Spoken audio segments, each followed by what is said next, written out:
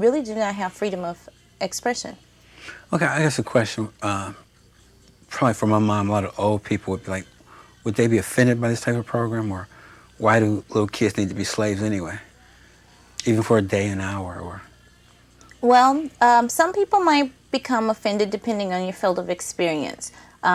Most of the population that we've dealt with, I don't think have ever said anything about being offended, being made more aware, better educated,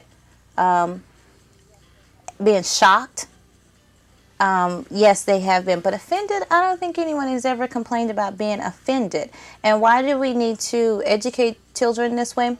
Actually, the program is designed for children, adults, but we allow children 13 to 17 with an adult companion to come to the program.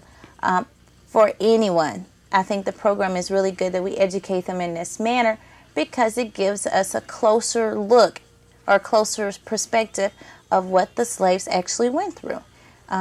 You can read books and you can watch movies, but there's a certain emotional connection that's there when you are actually placed in their shoes.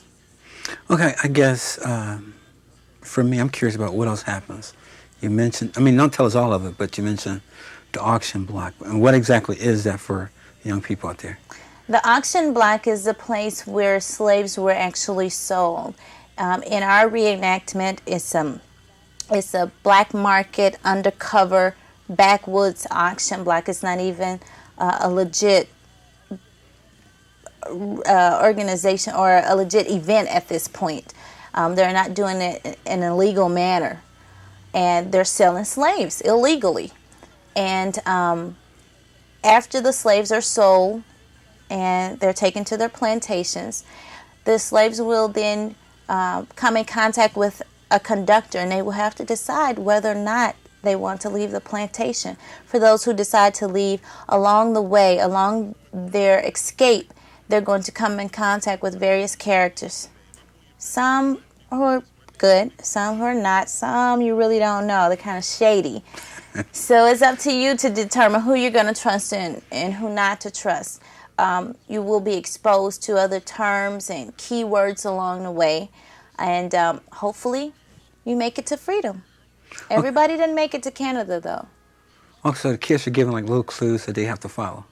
No, not necessarily clues that they have to follow, just keywords that they would need to learn along the way. For example, they'll come in contact with a slave who's given instructions, and she's explaining to them to follow the drunkard's path. Well, the drunkard's path was a quilt square, a quilt design that was curvy.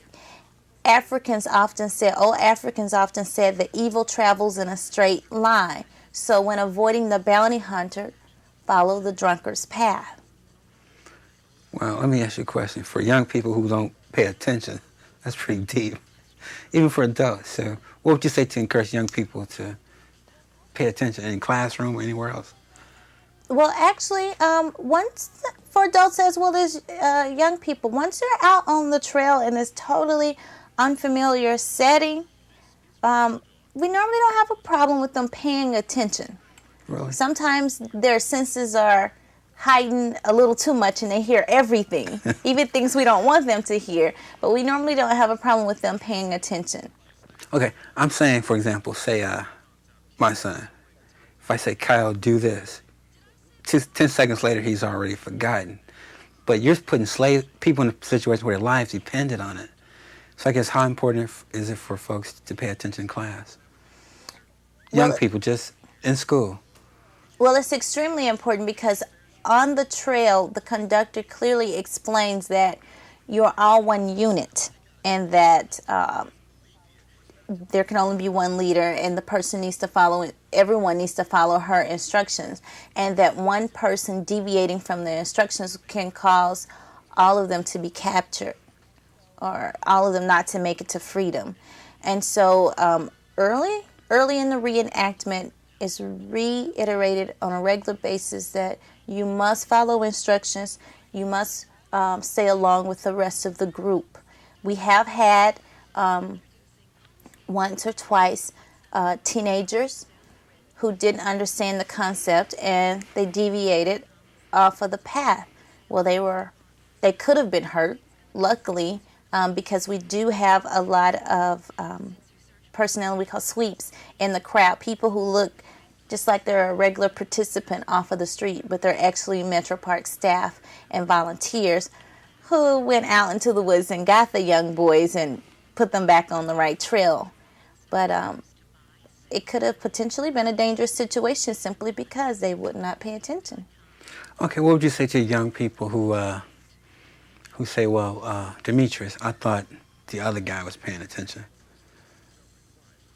Because I get that all the time when I'm taking kids camping or they're studying an assignment. Well, it's a group. You're actually in a group of 30 people. We try to keep families together as much as possible. And so what normally happens, especially with teenagers, they're normally with an older adult and someone who kind of holds on to their shirt tail and keeps them nearby. And we normally don't have a problem. No, I'm saying just fictionalize. Is there a problem with that? Someone who's saying, well, I thought, she took care of everything. Well, everyone has to be responsible for themselves. And instead of saying someone else should have or I thought someone else, you have to cover your tracks, so to speak, and make sure those things are taken care of. Okay, I guess, are there programs that you guys offer to schools? Yes, we do offer an Underground Railroad outreach program where we come into the schools and do a 45 minutes, an hour and a half program with the children. That program is often tailor-made according to the age group. So it is age appropriate, unlike the reenactment, which is designed for adults and is historically correct. Well, let's talk about some of the things we have here real quick. And if you can describe this to the audience in detail, like what are you holding up? Well, I'm holding hand shackles. These are shackles of the time period that would have been made for the arms. And these are leg shackles here you see with the chain. And they're both made of iron and very heavy. And on the reenactment program, as well as some of the exhibits at the Metro Parks, at Garfield Park Nature Center, things like this will be on display. Okay, so the kids wouldn't have to wear these? No, they wouldn't have to wear them, no. Okay, what I want you to do now is to encourage folks to come out and give the Nature Center a try, and also to give the Underground Railroad program a try, and your phone number. Well, we're located in Garfield Heights, and we are at Garfield Park Nature Center. We have the Escape on the Underground Railroad reenactment program, as well as an outreach program. For more information about any of our natural history or cultural history programs, you can give us a call at 216-341-3152. And maybe a word why other folks or all folks should come out, not just African American, but Black, white, Hispanic. This program is designed for the general public, and I tell you, no matter what your ethnic background, your history, your field of experience, I guarantee you would get something out of this program.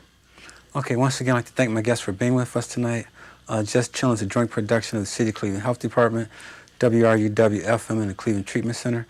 Thanks to Harold and my man Chris for the outstanding technical assistance. Stay tuned for In Blue coming away next. Thank you and peace. Thank you.